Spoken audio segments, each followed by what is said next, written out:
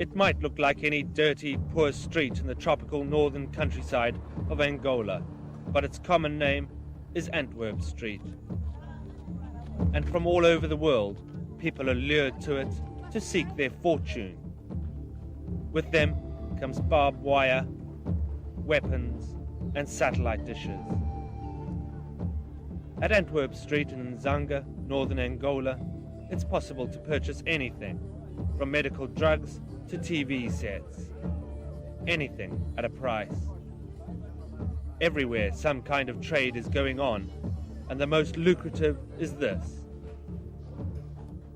the diamonds of Angola.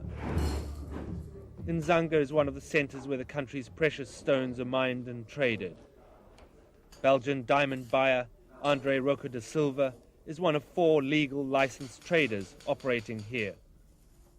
He's been granted a state concession, and each week he buys more than $2 million worth of stones. For 4 years, he's had an office in the diamond areas of northern Angola. In 1996, there are no people here. And the garimpero, the people who was mining, they come directly to the office, and it was very cheap. I can make a lot of money, big profit. But today it's impossible. In each room of his office, there's a heavily armed guard. The trade has become more and more dangerous as the region descends further into anarchy. In Nzanga, there are 4 legal diamond buyers, but there are another 700 illegal traders. They pay bribes or commission to corrupt police and military, and they dominate the industry. They let the people come in. I don't know how, and I think they pay the the people, the police, and everything. They can pay every month. They pay $100 or $500 every month, and they can stay. But they break the business, destroy the business completely.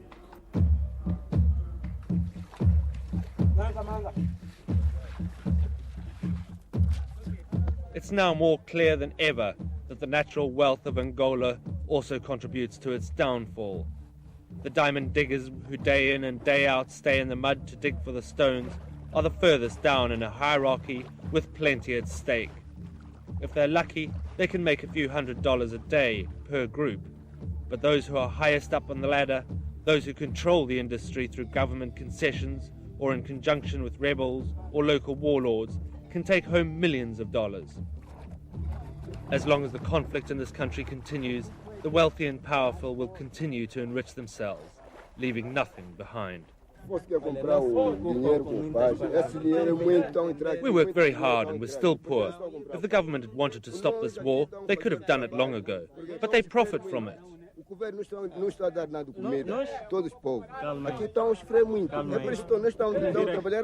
Probably the business is better when it's war, because you don't have a lot of illegal people doesn't come here. And for us, we stay here with security, then it's more easy for us. This is only the difference, but the rest is the same.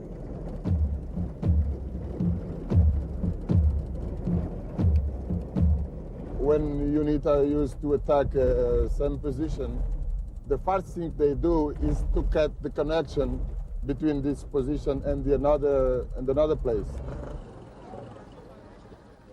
Currently, Nzanga is under government control, but UN peacekeeping forces and aid workers believe that it soon may be attacked by the rebel UNITA movement.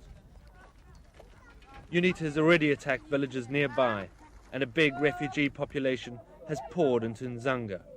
About 15,000 people are trying to escape the violence. Violence that comes from all sides: rebels, government troops, police, and private mercenary-led mining groups.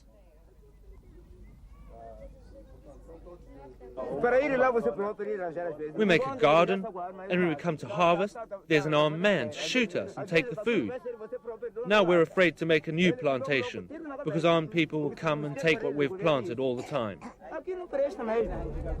Besides to be a strategically positioned, is also a very rich place. So it's why they will they want to attack Nzaz, because I believe in last years UNITA lose lots of money because the government take back all the place where UNITA used to dig diamonds. The UN's World Food Programme is trying to give the growing numbers of refugees the basics for survival. Outside the UN local office, people displaced by the fighting queue for hours. Without the emergency food, they'd starve. And for those that have been working with food aid for years, the contrasts of Nzanga are a slap in the face. All the natural wealth and fertile soil on the one hand, and on the other hand, a population on the run and starving. All the money, all the rich from this country is going to Rwanda, is going to outside the country, is going to everywhere, but nothing stay here. They put all the money out. This bad way of the government is not people's fault. So we have to assist the people because the people is staying without nothing. Around the country, the situation for Angola's 11 million people is the same. South of the capital, Luanda, is Wambo, the country's second biggest town. It was once the country's industrial heart and a highly productive agricultural centre. Today, there is only the shell of what once was a proud city.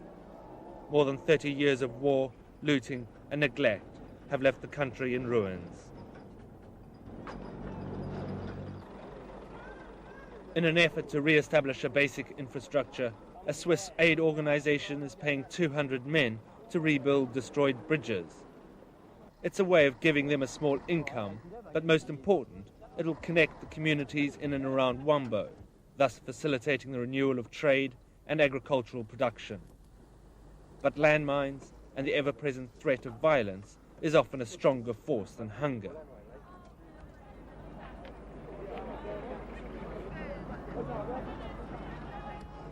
The situation in Angola is special.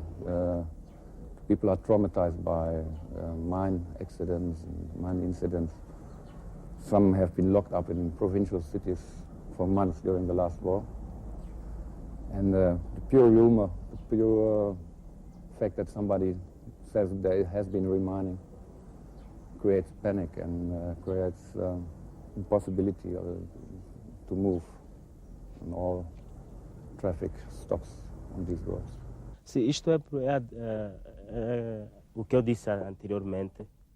For sure, nobody, absolutely nobody would like to fight anymore. But it's the attitude of the leaders on both sides that creates this situation. And the people, they can do nothing to improve their lives. Mas se não há população, não há ninguém que tem mais prazer de guerra. But the population's wishes and dreams for the future are not a major concern for those with the real power in Angola. Recently, most of the men that were building bridges for peace were arrested and forcibly conscripted into the military. I've been in the army, so I know what the war is all about. Never again will I go back to that. Only if they take me by force.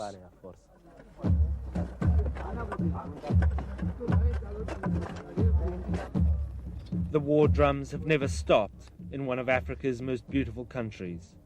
And as the conflict engulfs Angola again, it's the common people who will each bear the brunt of the deprivation and suffering. The country's wealth has always and will always belong to someone else.